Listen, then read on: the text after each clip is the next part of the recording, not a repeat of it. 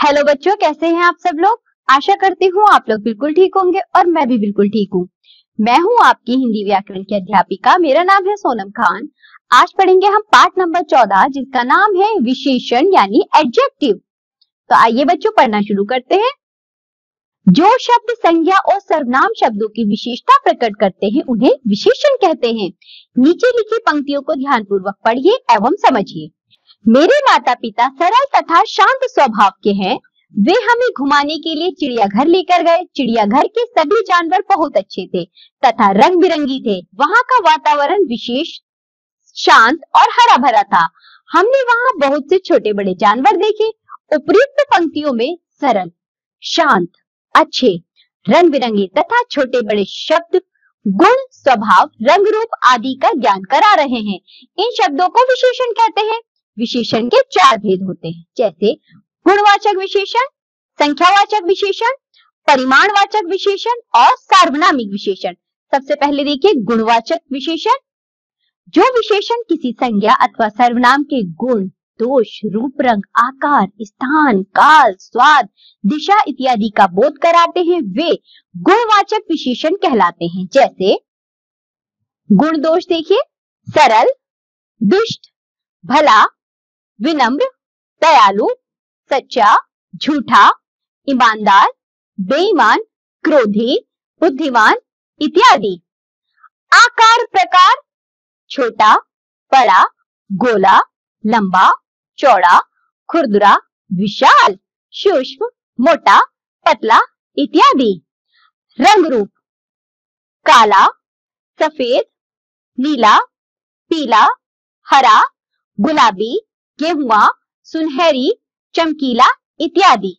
देश काल, जापानी, चीनी, रूसी, राष्ट्रीय, अंतरराष्ट्रीय, प्राचीन, आधुनिक, दैनिक, वार्षिक, ऐतिहासिक, ग्रामीण, शहरी इत्यादि। अवस्था, तरुण, युवा, प्रौढ़, बूढ़ा, सूखा, द्रव, शुष्क, शैशव इत्यादि। दिशा, पूर्वी, पश्चिमी, उत्तरी, दक्षिणी, बाहरी, भीतरी इत्यादि। दशा, नया, पुराना, स्वस्थ, बीमार इत्यादि। स्वाद, मीठा, खट्टा, कड़वा, फीका इत्यादि। गंध, खुशबूदार, बदबूदार, गंधहीन, सुगंधित, दुर्गंधपूर्ण इत्यादि। संख्यावाचक विशेषण, जो विशेषण शब्द किसी संज्ञा अथवा सर्वनाम की संख्या विशेषता का बोध कराते हैं उन्हें संख्यावाचक विशेषण कहते हैं। जैसे हमारे घर में 5 कमरे हैं, 2 लोग पूजा कर रहे हैं। संख्यावाचक विशेषण के 2 भेद होते हैं, निश्चित संख्यावाचक विशेषण, अनिश्चित संख्यावाचक विशेषण। सबसे पहले निश्चित संख्यावाचक विशेषण, जो विशेषण किसी संज्ञा अथवा सर्वनाम की निश्चित संख्या का बोध कराते हैं उन्हें निश्चित संख्यावाचक विशेषण कहते हैं। जैसे मोहित के पास 5 रुपए हैं, विवेक ने 1 दर्जन केले खरीदे। निश्चित संख्यावाचक विशेषण के 6 भेद होते हैं, क्रमबोधक, पहला, दूसरा, छठा, 25वां, 100वां इत्यादि। गणनाबोधक, 2, 4, आधा, 3.25, चौथाई इत्यादि। आवृत्ति बोधक, दुगुना, तिगुना, चौगुना, 10 गुना इत्यादि। प्रत्येक बोधक, प्रतिदिन, प्रति माह, 1-1, 4-4 इत्यादि। समुदायवाचक, आर्मी, झुंड, भीड़, कक्षा, टोली इत्यादि। समुच्चय बोधक, दर्जन, जोड़ा, शतक इत्यादि। अनिश्चित संख्यावाचक विशेषण, जो विशेषण किसी संज्ञा अथवा सर्वनाम की निश्चित संख्या का बोध नहीं कराते उन्हें अनिश्चित संख्यावाचक विशेषण कहते हैं। जैसे विद्यालय में कई छात्र छात्राएं पढ़ने के लिए आते हैं, सभा में हजारों लाखों लोग पहुंचे। परिमाणवाचक विशेषण, जो विशेषण शब्द किसी संज्ञा अथवा सर्वनाम की परिमाण संबंधी विशेषता का बोध कराते हैं उन्हें परिमाणवाचक विशेषण कहते हैं। जैसे पापा 10 किलो आटा लाए, 4 मीटर कपड़ा नाप लो। परिमाणवाचक विशेषण के दो भेद होते हैं, निश्चित परिमाणवाचक विशेषण, अनिश्चित परिमाणवाचक विशेषण। निश्चित परिमाणवाचक विशेषण देखिए, जो विशेषण शब्द किसी संज्ञा अथवा सर्वनाम के निश्चित परिमाण का बोध कराते हैं उन्हें निश्चित परिमाणवाचक विशेषण कहते हैं। जैसे 5 मीटर कपड़ा, 5 किलो दूध, 10 तोले चांदी इत्यादि।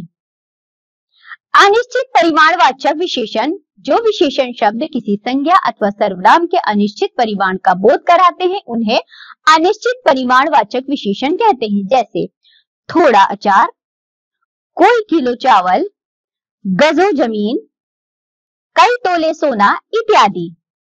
सार्वनामिक विशेषण, जब विशेषण सर्वनाम या संज्ञा से पहले लगकर उसकी विशेषता बताते हैं तो वे सार्वनामिक विशेषण कहलाते हैं। जैसे यह बच्चा, वह लड़की इत्यादि। इन्हें संकेतवाचक या निर्देशवाचक विशेषण भी कहते हैं। सर्वनाम तथा सार्वनामिक विशेषण में अंतर, जो शब्द संज्ञा के स्थान पर प्रयोग किए जाते हैं वे सर्वनाम कहलाते हैं। यदि इन सर्वनाम शब्दों का प्रयोग संज्ञा से पहले होता है तो संज्ञा के विशेषण के रूप में प्रयोग होने के कारण ये सार्वनामिक विशेषण कहलाते हैं। जैसे यह सुंदर है, तो बच्चों यह तो सर्वनाम है, हमें पता है। यह लड़की सुंदर है, ये होगा हमारा सार्वनामिक विशेषण। क्यों? क्योंकि ये संज्ञा के आगे लगा सर्वनाम है। उसने तुझे 100 रुपये दिए, यानी कि सर्वनाम है। उस घर का बगीचा बड़ा है, बच्चों ये सार्वनामिक विशेषण होगा क्योंकि घर एक संज्ञा है, उसके आगे सर्वनाम लगा है। विशेषणों की तुलना, तुलना की दृष्टि से विशेषण की 3 अवस्थाएं होती हैं, मूलावस्था, उत्तरावस्था, उत्तम अवस्था। सबसे पहले मूल अवस्था, जब विशेषण द्वारा मात्र गुण या दोष को प्रकट किया जाए, किसी दूसरे से उसकी तुलना ना की जाए। जैसे मनीष बुद्धिमान है। उत्तर अवस्था देखिए इसकी, जब विशेषण द्वारा 2 की तुलना में एक को अच्छा या बुरा बताया जाए। जैसे राधिका मंजू से अधिक सुंदर है। उत्तम अवस्था, जब विशेषण के द्वारा एक की अनेक से तुलना करके उसे सबसे अच्छा अथवा बुरा कहा जाए। जैसे गौरव सबसे अधिक बुद्धिमान है, ये कहलाएगा हमारा उत्तम अवस्था। नीचे देखिए इस तालिका में हमें मूल अवस्था, उत्तर अवस्था और उत्तम अवस्था दी गई। जैसे सरल, सरलतर, सरलतम, बलिष्ठ, बलिष्ठतर, बलिष्ठतम, नीच, नीचतर, नीचतम, सुंदर, सुंदरतर, सुंदरतम, श्रेष्ठ, श्रेष्ठतर, श्रेष्ठतम, महान, महानतर, महानतम, उच्च, उच्चतर, उच्चतम, निकट, निकटतर, निकटतम। विशेषण शब्दों का निर्माण, कुछ शब्द मूल रूप से ही विशेषण होते हैं। जैसे छोटा, बड़ा, मोटा, चतुर, सुंदर, पतला, बुद्धिमान, श्रेष्ठ इत्यादि। कुछ विशेषण शब्द संज्ञा, सर्वनाम, क्रिया अथवा अव्यय में प्रत्यय लगाकर बनाए जाते हैं। संज्ञा शब्द से निर्मित विशेषण देखिए जरा, यहाँ संज्ञा है बच्चों, उसमें हमने प्रत्यय लगाया और उससे किस तरह विशेषण बने। बुद्धि, मान प्रत्यय लगा के बुद्धिमान, बल में शाली प्रत्यय लगा के बलशाली, स्वर्ण में इम प्रत्यय लगा के स्वर्णिम, दर्शन में य प्रत्यय लगा के दर्शनीय, शक्ति में मान प्रत्यय लगा के शक्तिमान, प्रतिभा में शाली प्रत्यय लगा के प्रतिभाशाली, अंत में इम प्रत्यय लगा के अंतिम, आदर में यह प्रत्यय लगा के आदरणीय।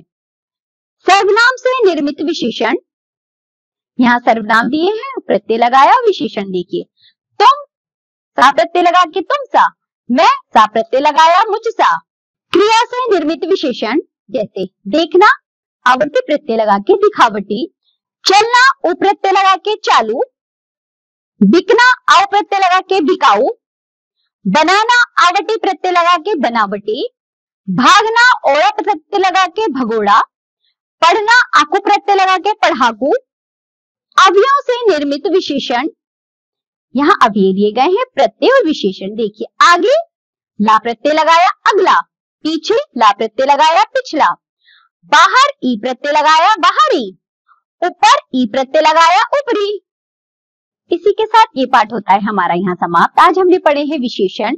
हमने जाना बच्चों विशेषण कितने प्रकार के होते हैं, विशेषण क्या होते हैं। आज हमने जो भी पढ़ा है आप लोग उसका अच्छे से अभ्यास करिए। अब हम मिलेंगे आपसे अगली कक्षा में, तब तक के लिए बाय बच्चों।